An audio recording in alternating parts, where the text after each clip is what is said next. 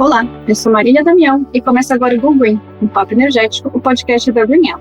Quinzenalmente traremos para você um bate-papo sobre energia e suas várias ramificações, energia limpa, renovável, sustentável e as inovações na área energética. No episódio de hoje, vamos falar sobre mobilidade elétrica, os investimentos feitos na área e os planejamentos futuros para que essa opção se torne viável. Com o mercado crescendo timidamente, mas ainda consciente, os veículos elétricos vêm chegando para fazer parte da realidade brasileira. De acordo com os dados da ABVE, que é a Associação Brasileira do Veículo Elétrico, na última semana de julho deste ano, o Brasil ultrapassou a marca histórica de 100 mil veículos eletrificados em circulação no nosso país. Mas, mesmo com esses dados, percebemos que o valor do carro elétrico é uma realidade bem distante da grande maioria da população. Então, o que fazer para mudar essa realidade? Para falar sobre esse tema, convidamos o Bernardo Dorrier, diretor executivo da Vultibras, e o Douglas Ikijiri, consultor da GreenElo. Sejam bem-vindos. Oi, pessoal, eu sou o Bernardo, é um prazer estar aqui hoje. Boa tarde, Marília, aqui é o Douglas, obrigado por me receber. Obrigada aí por participarem com a gente, e aí então vamos começar do começo. Queria perguntar para vocês, Bernardo, se puder responder primeiro, qual o panorama que você faz no mercado de mobilidade elétrica no Brasil? Tá? Você acha que a gente está muito atrás dos outros países? Como que é a sua visão? Bom, acho que é inegável que países europeus estão muito na frente, né, na transição da mobilidade combustão para a mobilidade eletrificada, muito por conta de políticas, né, de descarbonização. Então, a gente tem alguns países onde já se vende mais carros eletrificados do que modelos a combustão mesmo. E no Brasil, tradicionalmente, as tecnologias demoram um pouco mais para vingar aqui. Porém, apesar de estar atrás desses outros países, o Brasil vem crescendo a passos largos, né, Meli? Então, tu mesmo citou alguns dados que mostram que esse mercado está crescendo bastante e, paulatinamente, o consumidor vai percebendo que o carro elétrico ele tem os seus benefícios, ele, sim, custa mais. É uma questão de tempo para que esse veículo tenha o mesmo custo de um veículo combustão.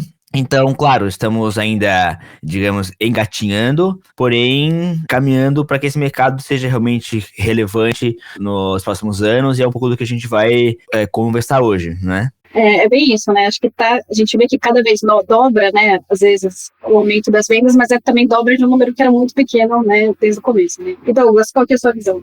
Marília, eu concordo com o que vocês disseram, né? O que você disse agora que dobra, realmente a gente tem visto aí todo um crescimento exponencial, né, dessa eletrificação da frota, que se assemelha muito ali com a adesão da energia solar no Brasil, né, no início ali, quando houve aquela mudança na resolução em 2015, né? Então, a expectativa é também de que tenha esse aumento exponencial na eletrificação da frota, tá? Agora, a GreenElo tem na unidade de negócio na França, alguns números bem interessantes, né? A gente tem visto uma eletrificação lá na França muito mais avançada do que no Brasil, tá? A gente pode se dizer aqui que o Brasil está defasado em torno de 3 a 4 anos em relação à União Europeia, tá? A gente tem aqui no Brasil em torno de 100 mil veículos elétricos, tá? Entre os híbridos e os 100% elétricos, tá? Registrados, enquanto na França temos em torno aí de 885 mil. Os Estados Unidos tem já 1 milhão e 800 mil, tá? Isso representando em torno aí só de 17% do que o mundo possui, né? A China tem muito mais carro do que isso. A China, que é onde tem a maior frota, eles têm ali em torno de 5 milhões de veículos elétricos, tá? Então, é realmente um número muito mais expressivo do que no Brasil, né, em torno só de 100 mil. Mas acho que o mundo inteiro, né, está tendo essa transição da mobilidade, né, movida a combustão para a mobilidade elétrica, e essa é uma tendência que o Brasil deve seguir também, tá? Como o próprio Bernardo comentou, diversos governos no mundo estão fazendo essa transição e colocando subsídios e políticas para ter essa transição de forma gradual, e acredito que no Brasil vai ocorrer o mesmo. E aí, até fazendo um gancho na sua fala, e o Bernardo comentou a mesma coisa, que é a questão dos incentivos, né? Que incentivos, né, você enxerga, Douglas, que precisa existir para tornar esses veículos mais acessíveis? Porque hoje, é claro, né, que a acessibilidade, né, de comprar esse veículo que o Bernardo comentou custa muito elevado, né? O que precisa ser feito, né, em termos de, até de investimento do próprio governo para isso acelerar? Marília, eu acho que não só apenas os governos, né, têm que dar subsídios, isso com certeza tem que ocorrer, tá? Assim como tem ocorrido lá na Europa, na Alemanha, por exemplo, tem diversas cidades onde não é mais permitido você estacionar veículos a diesel nos centros urbanos. tá? Então, aqui no Brasil, a gente já tem visto alguns incentivos de redução de impostos, né? No estado de São Paulo também, com isenção de rodízio, desconto no IPTU, né? Isso tem ocorrido, mas ainda muito pontual, né? Tem que haver aí algumas leis, né? Ou alguns incentivos e subsídios de forma nacional, né? Mas eu acredito que talvez, como está havendo, né, esse movimento global, principalmente aí na União Europeia, na China e nos Estados Unidos, vai haver uma mudança que vai vir top-down, né? Porque a gente vai ter uma transição da fabricação dos veículos a combustão para os veículos elétricos. Então, as fábricas vão ter essa transição e o Brasil vai ter que começar a comprar veículo elétrico, né? Então, acredito que vai ter aí uma mudança na forma de fabricação dos veículos que vai acabar impactando o Brasil também. Você, Bernardo, o que você acha que mais que pode ter para acelerar um pouco essa acessibilidade? Olha, eu acho que os pequenos incentivos que acabam sendo grandes no final do dia, como, por exemplo, isenção de rodízio, isenção de IPVA, o próprio IPTU também, né, que o Douglas comentou, são pequenas questõezinhas que fazem com que o consumidor acabe optando por um veículo eletrificado, né?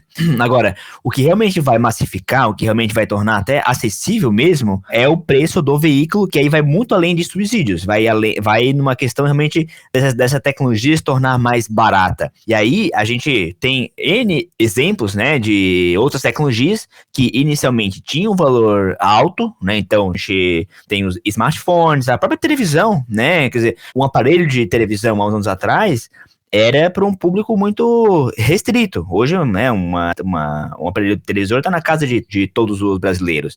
E o ano-alvo, né, o ano onde aqui no Brasil está estimado para que um custo de um veículo elétrico seja o mesmo que um veículo a combustão, é 2030, segundo a Anfávia, né, que é a Associação dos Fabricantes de Veículos. Até 2030, todos os segmentos vão compensar você ter um elétrico ao invés de um combustão. Hoje, quem vai comprar um carro, né, e está disposto a pagar 300, 400 mil reais, claro que é um público bem restrito, já convém você comprar um elétrico ou no mínimo híbrido. Claro, quem compra um carro de 100 mil, né, 200 mil, que, né, eu nem diria que a maioria do consumidor, ainda não faz sentido você falar, putz, eu ia comprar um carro de 100 mil, vou comprar um de 300, né, porque é muito a mais. Porém, a partir do momento que o elétrico passa a custar o mesmo, né, na casa de 100 mil reais ou 80, né, o preço é de um carro mais popular, e visto que os preços têm subido bastante, você massifica, né? Então, acho muito além dos incentivos, a tendência é que o custo da bateria, que é hoje um dos maiores custos do veículo elétrico, caia, e aí assim você tem a massificação, né?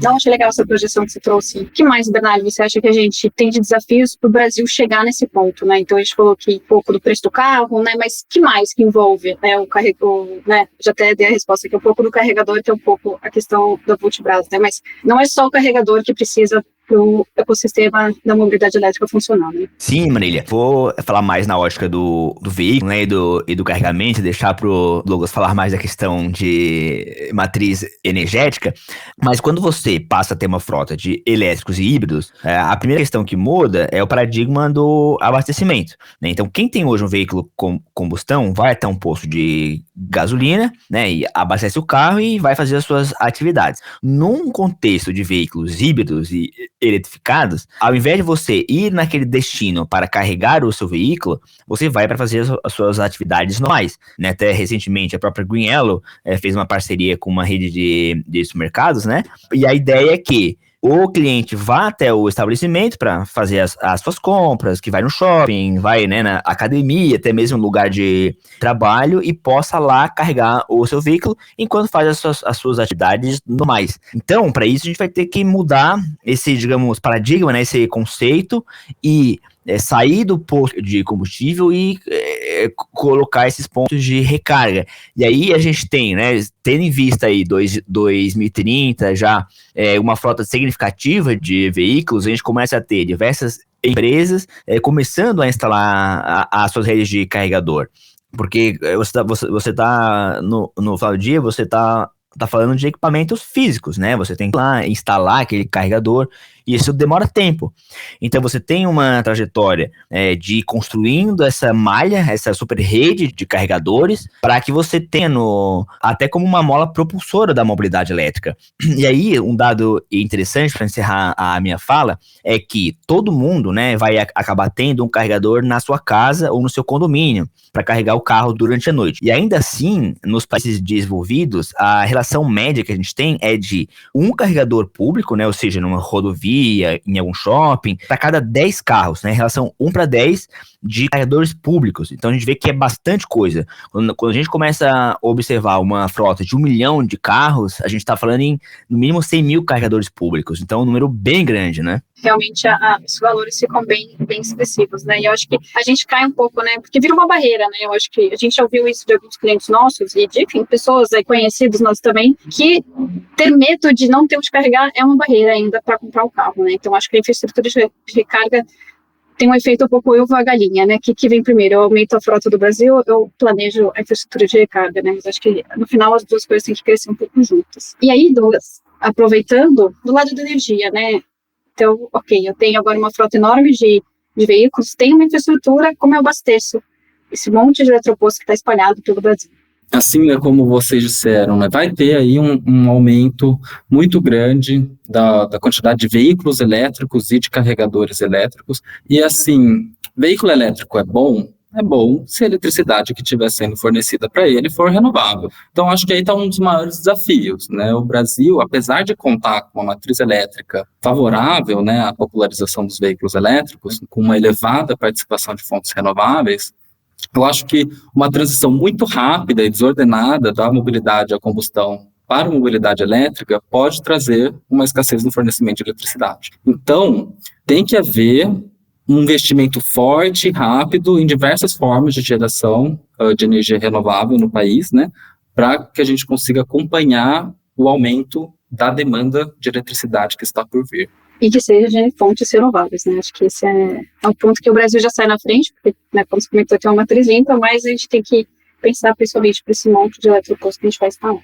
Bom, e aí, pensando nessa questão ainda da energia, né? Então, acho que como que é fazer essa adaptação, né? Então, Douglas, explica um pouco, se eu for comprar hoje um veículo elétrico, como eu faço para adaptar a minha casa para eu estar pronta para fazer essa recarga? Quais são as recargas possíveis que existem, né? Tanto na rua quanto em casa? O que eu preciso estar preparada se eu quiser comprar um carro elétrico hoje? Então, Marília, o estabelecimento, né, não só uma casa, mas um estabelecimento em geral, né, uma loja, um shopping, etc., ou até mesmo uma fábrica, né, vai precisar ou não de uma adaptação, a depender aí do veículo que você tem, né, da velocidade de recarga que você necessita e do estabelecimento em si que você já possui, né.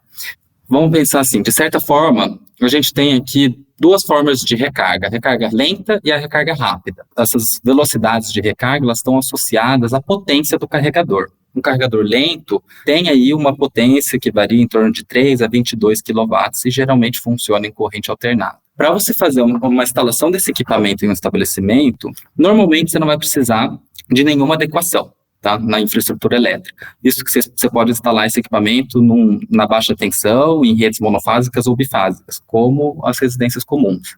Esses carregadores geralmente, né, carregam em 2 até 4 horas, pode até mais, a depender da potência do carregador, né? Os carregadores rápidos, Marília, eles carregam aí em questão de minutos, né, a depender da potência dele, que a gente está falando em torno de 30 kW até 400 kW, né, que são aqueles super rápidos. A depender da potência dele, pode ser que você tenha, sim, que fazer alguma adequação na sua infraestrutura elétrica, né, para você poder escoar toda essa energia, e até mesmo fazer uma adequação da sua demanda contratada. Então, se a unidade consumidora está na média tensão e tem uma demanda contratada, pode ser que você tenha que fazer um aumento dessa demanda, se você for inserir diversos carregadores rápidos nesse estabelecimento. Carga lenta ainda aqui, no final, é o que a gente vai ver por enquanto, né, em recarga pública, né? Então, esse, essencialmente, acho que é muito mais simples, né? Acho que esse é até... E aí, Bernardo, até aproveitando, fazer essa pergunta para você, duas perguntas juntas, né? Como que você vê o crescimento da carga rápida no Brasil, que eu acho que é um pouco mais complexa, como o Douglas explicou, exige um pouco mais de adequação e também investimento, porque é um carregador que custa muito mais. E como que você vê, de forma geral, as cidades preparando para essa infraestrutura, né? Vocês que atuam diretamente com, né, gestão de eletropostos, Como que cresceu isso nos últimos anos aí que vocês vêm atuando? Num contexto de cidade, né, a gente observa muitos estabelecimentos como shoppings, digamos, academias, supermercados e até centros comerciais investindo em carregadores lentos aí, né, que é aquele equipamento de 7 kW até 11, alguns até chegando a 22, para trazer aquele cliente para o estabelecimento e se posicionar também nesse segmento, né? Mostrar que aquele estabelecimento é um lugar mais de vanguarda e tudo, e acaba dando uma base muito legal para quem circula num contexto mais urbano mesmo, né, que você faz uma recarga que a gente chama de oportunidade, né? Então você vai na academia, do carro carregando lá, mas você poderia carregar na sua casa também, né? Agora, quando a gente olha para até que é entre cidades, ou seja, num contexto rodoviário, acho que começa a ter um pouco mais de dificuldade. Porque é como você falou, você precisa de uma recarga rápida, porque ninguém quer fazer uma viagem de 2, 3 horas e parar mais 2 horas ou 8 horas para carregar o carro. Aí você usa o carro elétrico para viajar. Nesse sentido, a gente tem aí a carga rápida e ultra rápida, que pode carregar o carro de 8 minutos, né? 8, 15, alguns modelos até meia hora, que é o tempo que você para ir no banheiro, para comer alguma coisa, né? Quando você faz uma viagem um pouco mais longa, é o período que você passa, mesmo num veículo combustão. Quando você vai no banheiro, quando você vê, já deu ali 15, 20 minutos, né? E realmente, esse equipamento é bem mais caro, né? E é uma potência muito maior. A gente tem potências de até 350 kW, que é quase um prédio, né? Então, o custo da instalação disso é muito mais caro. E aí, você vai ter né, para quem vende já a recarga, e essa é a forma de rentabilização, o payback fica um pouco longo. E aí você tem que agregar outras formas para que isso pare em pé, né? Daí a gente tem algumas concessionárias de energia investindo nisso, algumas montadoras que acabam pagando de forma indireta, né? E não diretamente pela venda da recarga em si, né? Porque é um investimento muito mais alto. Então ele não se paga no curto prazo com apenas a venda da recarga. Só que essa carga rápida é extremamente necessária, porque quando você está fazendo uma viagem, você não pode carregar em casa, né? Você justamente está longe de casa e você quer carregar o seu carro rápido. Então, ela é extremamente necessária, e essa é uma das grandes dificuldades hoje, que é você viajar com o seu carro eletrificado, né?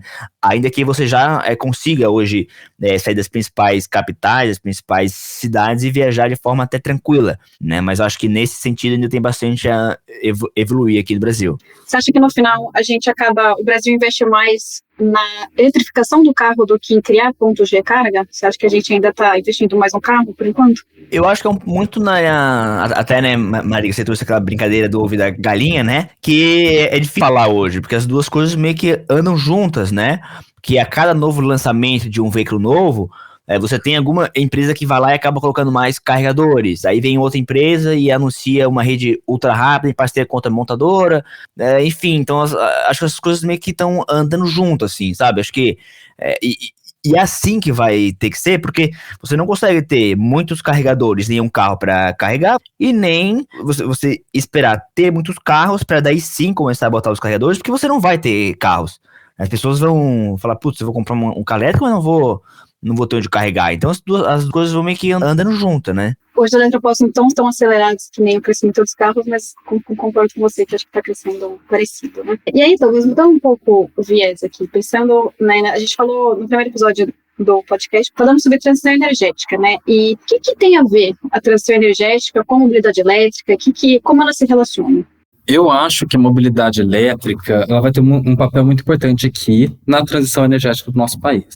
Se a gente pensar, né, que a mobilidade hoje no Brasil é baseada em combustíveis fósseis, né, que emitem gases de efeito estufa na atmosfera, a gente tem que fazer essa comparação, né, com a emissão dos gases dos veículos movidos à eletricidade, né, que quando são fornecidos com eletricidade renovável tem uma emissão muito baixa.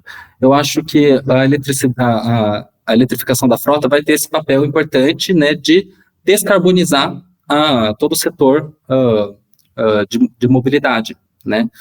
No Brasil, a gente tem uma frota de aproximadamente 68% de veículos flex. Tá? Os veículos flex podem ser abastecidos com etanol ou com gasolina ou uma mistura dos dois, né? O etanol é um combustível sustentável, né? Porque você tem aí a absorção do carbono da atmosfera no momento que você está produzindo a cana-de-açúcar, né? Mas o consumidor ainda não pensa na questão da sustentabilidade quando vai abastecer o seu veículo, né?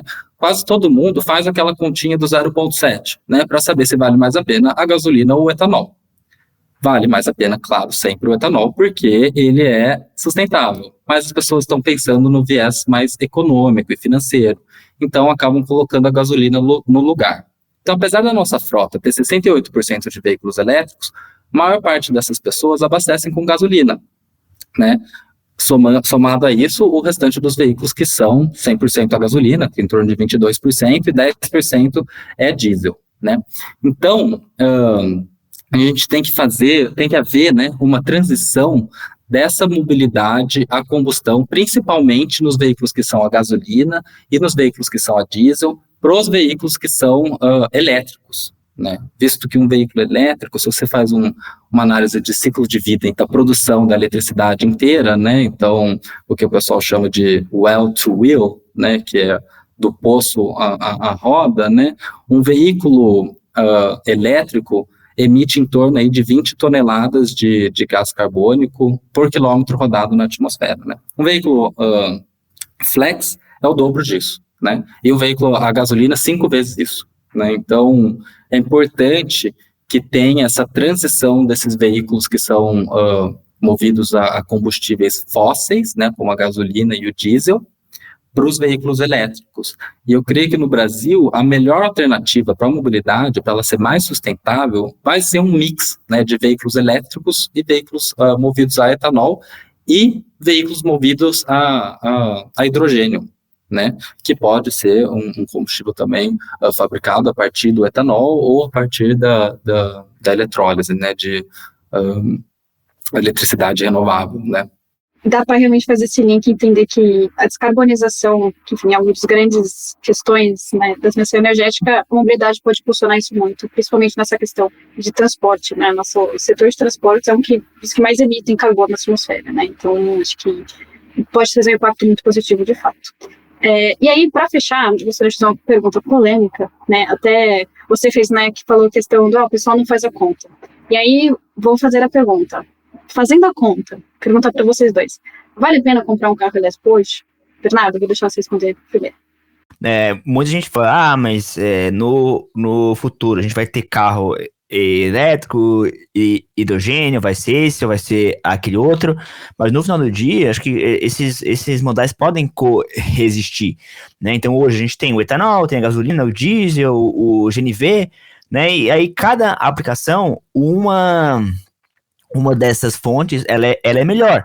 E aí já puxando, né, se vale a pena comprar um carro elétrico hoje, acho que para mim a resposta é depende. Depende da aplicação, depende se você vai comprar um carro já de alto valor hoje, né? Então hoje já compensaria. Se você já compra um carro já, digamos assim, de alto padrão, hoje já fecha a conta, né? Uma distribuidora, algumas empresas de transporte, hoje já compensa você ter uma van, né? Aquele VUC, né? Aquele veículo urbano de carga elétrico.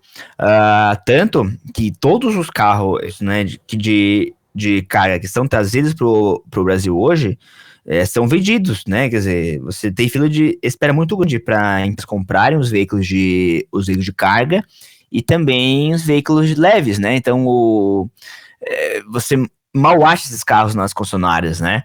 Então, acho que a grande resposta depende da aplicação, depende de quem está comprando, né? Mas eu acho que o outro ponto a ser considerado é que quem dirige um carro híbrido, pelo menos, depois é difícil voltar para um carro combustão, porque você tem um torque instantâneo, o carro é silencioso, tem menos manutenção, né? Então, acho que quem acaba experimentando, depois fica difícil, assim, de voltar para um modelo térmico, né? Com certeza, depende, né? Um veículo, o mais barato hoje, elétrico, está custando aí em torno de 140, 150 mil reais, né? você pode comprar um carro popular bom por metade desse preço, né? Então, o seu investimento inicial é muito maior para você comprar um carro elétrico. Para ter um benefício, né, para valer a pena os seus custos operacionais durante todo, né, a sua vida útil aí do veículo, durante todo o tempo que você vai manter ele, tem que ser muito mais barato. Né? Então, você tem que fazer essa conta, né, de quanto que você gasta hoje com o seu veículo a combustão, com operação e manutenção, e quanto você vai gastar com o veículo elétrico, que vai ser muito mais barato, porque tem muito menos partes móveis, né? Então, você tem que pensar também quanto que você vai pagar pelo seu combustível, né? Você vai pagar por eletricidade, nesse caso, que se você vai ter que levar em consideração quanto que você paga pela eletricidade. Se você é um consumidor livre e está pagando barato nessa energia, vai valer mais a pena para você ter um veículo elétrico do que um consumidor do mercado cativo de energia, né? Tem que levar também em consideração quantos quilômetros você roda por dia, né? Porque para fazer valer a pena, você tem que rodar bastante, né? Para você ter aí um payback mais curto, né? E acho que o último ponto a ser levado em consideração é a autonomia do veículo, né? Se você hoje tem um veículo com uma autonomia terrível, né, que anda só 9 quilômetros com 1 litro, talvez faça sentido você fazer essa transição para um veículo elétrico. Agora, se o seu veículo já realmente tem uma economia, tem uma autonomia muito boa, então não fica mais difícil competir, né? Eu achei legal a visão dos dois, mas acho que é legal deixar, mas acho que a conta pode fechar sim. Então acho que cabe aí a cada um estudar um pouco, principalmente as empresas que estão pensando em eletrificar as próprias, né? Bom, estamos chegando ao final do nosso bate-papo. Queria agradecer, Bernardo, pela participação. Se quiser comentar mais alguma coisa. Claro, eu que agradeço a oportunidade e espaço para manifestar a nossa visão e contribuir também com conhecimento para que esse mercado de fato aconteça. Quero deixar os meus contatos à disposição, seja por e-mail, seja por LinkedIn também, e dizer que a Voltbras está de portas abertas para todos. Obrigada também, Douglas, por participar com a gente, que participou ativamente dos projetos de mobilidade da Greenhill. Obrigado, Marília. Obrigado, Bernardo, pela participação. E obrigada para você também, que ouviu a gente até aqui. Quero te convidar a nos seguir nas redes sociais e também continuar ouvindo o podcast Go Green nas próximas semanas. Te espero no próximo episódio.